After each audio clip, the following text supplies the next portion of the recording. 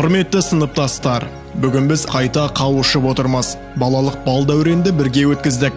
Бірге ер жетіп, сан тарап жолдарды таңдадық. Бүгін бір әулеттің тұтқасы, алдыңғы толқын үлкені де болдық. Десек де әзіл қалжыңы жарасқан, көрмесе сағынысып отыратын құрбы достардың ортасы қашан да бөлек. Өткен күндерге көз жүгіртсек, алғашқы ұстазбен қауышқан сәт, бәрімізді түлеткен білім қара шаңырағы, жез қоңырау үні, сол баяғы кластастың сырлы парталары, кластастардың түрлі қызықтары, мектеп формасы, бәрі жадымыздан өшпейтін, мәңгілік сақталатын тәтті кездер.